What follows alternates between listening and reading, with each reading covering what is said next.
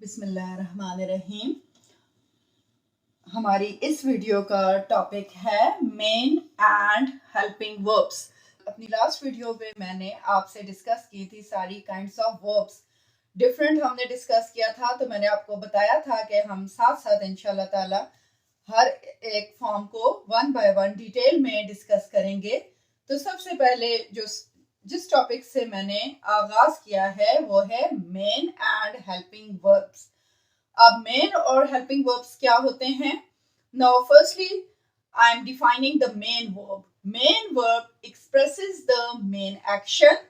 जो main verb होता है, main verb expresses the main action. जो मेन वर्ब होता है वो जो मेन एक्शन होता है, असल जो काम होता है उसको एक्सप्रेस करता है, उसके बारे में बताता है। और या state of being a sentence subject, जो सेंटेंस का सब्जेक्ट होता है उसकी होने को जाहिर करता है। मींस के उसके एक्शन को, उसके काम को जाहिर किया जाता है। For example, Saeed jumped over the fence. Saeed ने बाड़ के ऊपर से या फेंस के ऊपर से छलांग लगाई। अब यहाँ पे जो जंप्ड है वो हमारा मेन वर्ब है, यानी एक्चुअल एक्शन है। सईद का जो यानी सेंटेंस के जो सब्जेक्ट है दैट इज सईद। सईद ने क्या किया? जंप किया। तो ये जंप जो है वो हमारे पास मेन वर्ब है।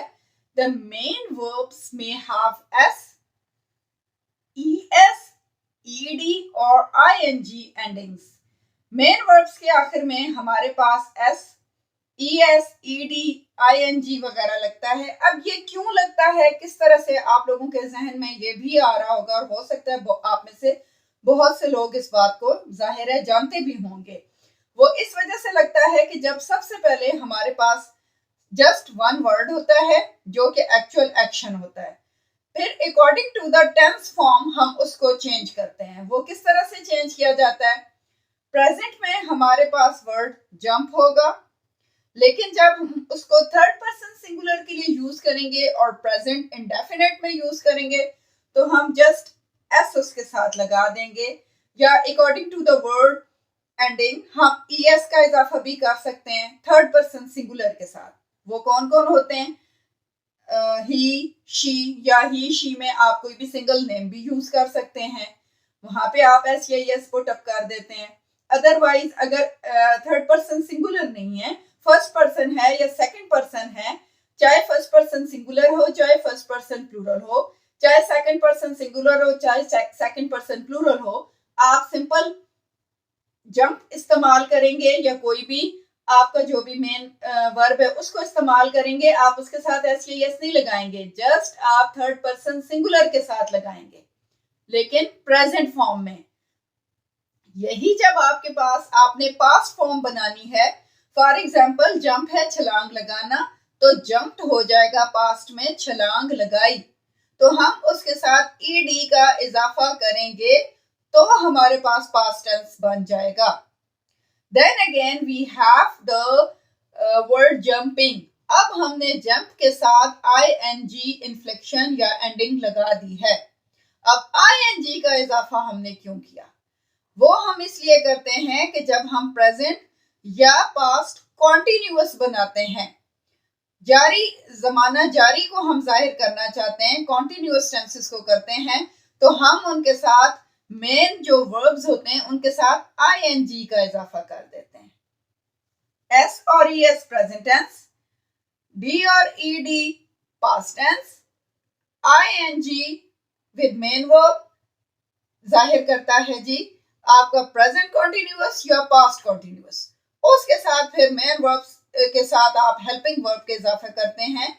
अगर आपका प्रेजेंट होगा तो आप इज, एम, आर लगाते हैं हेल्पिंग वर्ब्स में, और अगर आपने पास्ट टेंस बनाना है कॉन्टिन्यूअस फॉर्म में, जमाना जारी, माजी जारी को आपने शो करना है, तो फिर आप वॉज या वर लगाते हैं एज अ हेल्पिंग वर्ब और उसके साथ आप ING का इजाफा कर देते हैं।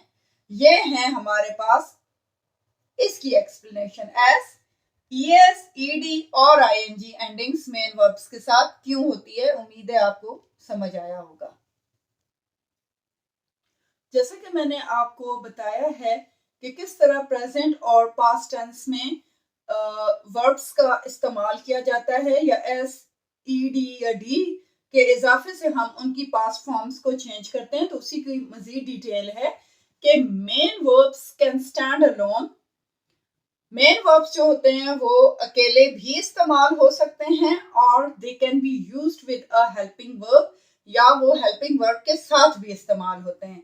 जैसे कि मैंने डिस्कस किया था कि किस तरह वर्ब्स को पास्ट टेंस के लिहाज से या प्रेजेंट टेंस के लिहाज से उसको एक चेंज किया जाता है, एस या ई एस लगा के, डी या आई एन जी लगा के। उसी को हम मजीद डिस्कस कर रहे हैं कि main verbs can stand alone. Main verbs जो होते हैं, एक्चुअल जो एक्शन होता है, वो वर्ड्स जो होते हैं एक्चुअल एक्शन को डिफाइन करने के लिए, वो खुद अकेले भी इस्तेमाल हो सकते हैं और they can be used with a helping verb, या वो हेल्पिंग वर्ब के साथ भी इस्तेमाल होते हैं।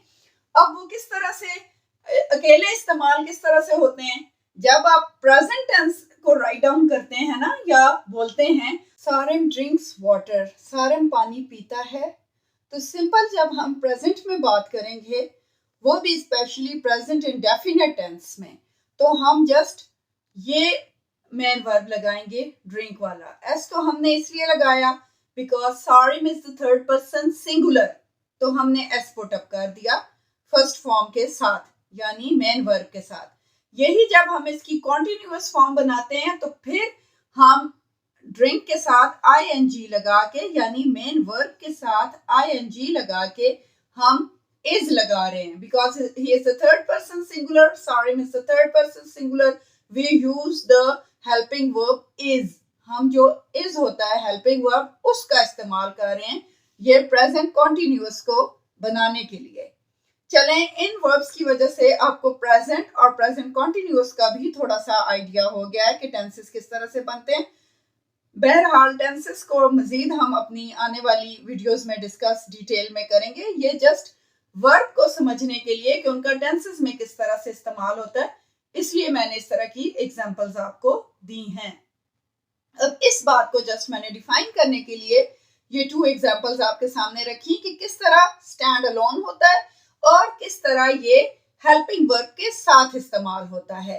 अब यहाँ पे आप देखिए कि इस एग्जांपल में the pilot was heading towards Japan, pilot जो है वो जापान की तरफ बढ़ रहा था। अब हेडिंग जो है आपका मेन वर्ब है और वाज जो है हेल्पिंग वर्ब है।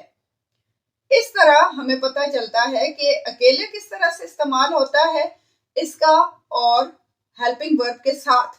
अब हेल्पिंग वर्ब जो लगा यहाँ पे वाज है, तो was shows the past form of the tense, यहाँ पे जमाना माजी जारी को शो किया जा रहा है। जारी फॉर्म तो यहाँ से पता चली, कॉन्टिन्यूस फॉर्म जो होती है आईएनजी को लगाने से मेन वर्ब के साथ, that is the main verb, and this is the helping verb was. Was का मतलब था, यानी बढ़ रहा था। यहाँ पे इज है तो है, यानी पी रहा है। उम्मीद है कि आपको इस स्टेटमेंट की इन एग्जाम्पल से समझ आ गई होगी।